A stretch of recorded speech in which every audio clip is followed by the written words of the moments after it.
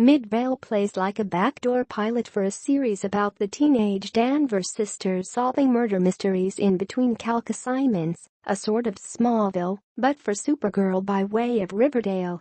Only it's not, at least not to my knowledge, which makes the show's decision to set almost this entire episode in 2007 a really bizarre one. Present-day Kara and Alex head back home to Midvale to get some breathing room as they process their respective breakups, something that's far fresher for Alex than for Kara. But the episode then pivots to a flashback story all about the teenage tension between the two Danvers sisters.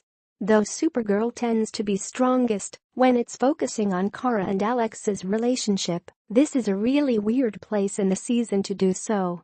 I'm not saying I needed an episode full of nothing but Alex wallowing in bed, but I'm also not sure I needed an episode full of mostly teenage angst and murder mystery solving either. To be fair, this is far from the worst high school flashback episode I've seen in a TV series. Gilmore Girls' Dear Emily and Richard, I'm looking at you. In fact, Isabella Vidovic and Olivia Nikonin are both fine actors and uncanny matches for Melissa Benoist and Chyler Lee. But the mistake this episode makes is in asking those flashbacks to carry not only character drama, but plot as well. Because as much as I care about young Kara and Alex, it's really hard to get invested in the mystery of who murdered the hitherto unmentioned character Kenny Lee. Oh yeah, did you know that when Alex and Kara were teenagers, not only was their dear friend brutally murdered by a corrupt local sheriff, but Alex was almost killed by that same sheriff twice. And that's not even mentioning the teacher-student affairs and, gasp, pot smoking going on at Midvale High.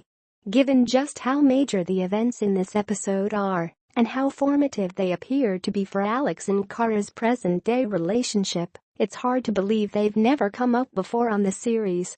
And it's also hard to believe just how calmly everyone in this episode processes the fact that a small-town teenager was shot to death and left on the side of the road.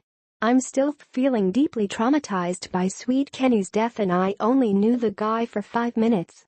What the hell is going on in Midvale that this isn't a major crisis for the community? A good flashback episode should feel like it's filling in the gaps with satisfying and surprising answers. This one just feels like it raises too many questions.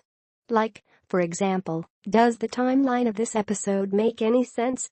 I'm not even talking about the fact that Alex was somehow still in high school or only 10 years ago, so present-day Alex is only 28 at the very oldest. I'm talking about the timeline of Kara and Alex's relationship.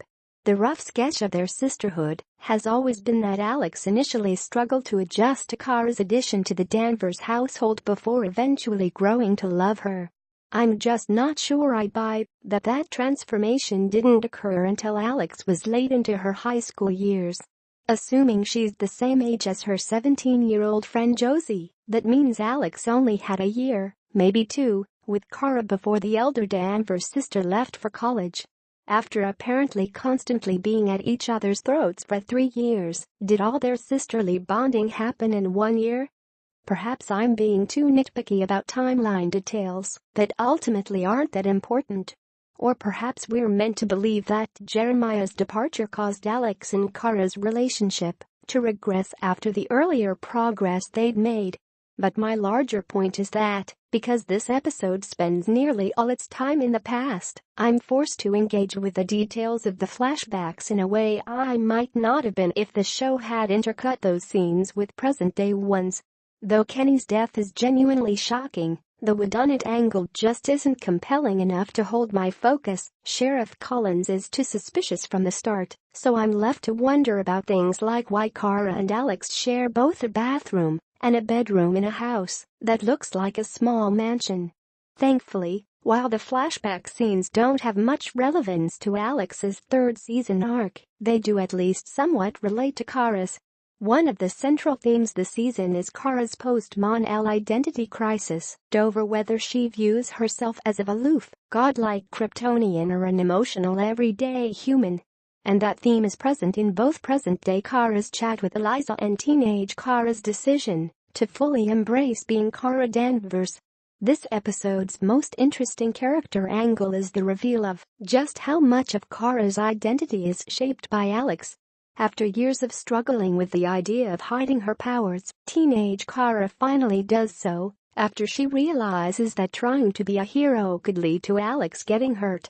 And of course, 8 years later, it's the threat of Alex getting hurt in a plane crash that finally inspires Kara to reveal herself to the world. But again, I think teenage Kara's identity issues could have been more powerfully explored if this episode weren't stuck completely in the past. That would have allowed the episode to ask bigger questions about whether Eliza and Jeremiah's decision to have Kara hide her powers was the right one. Instead, we get a fairly tone-deaf scene in which John disguises himself as Kara's dead mother because apparently watching her planet be destroyed, being stuck alone in space pod for 24 years, and having her one and only human friend be murdered and left on the side of the road wasn't enough trauma for one lifetime. I think we're supposed to see John's Not a Laura impersonation as a sweet, fatherly gesture, but given the complicated feelings present-day Kara has about being forced to hide her abilities for so many years, it's hard for me to see that scene simply as a win. Plus, the emotionally manipulativeness of it is really icky. Despite all my nitpicks, I'll be the first to admit that Midvale has its heart in the right place. The moments of sisterly teenage bonding are charming, and even the murder mystery stuff isn't completely terrible. It just doesn't particularly feel like Supergirl either, and it really doesn't feel like a natural progression for this season's storytelling. Instead, Midvale feels more like an attempt to rush past the most emotionally raw parts of the Alex-Maggie breakup without having to depict them on screen. In which case, a small time jump might have worked just as well as a magical night's sleep in Midvale.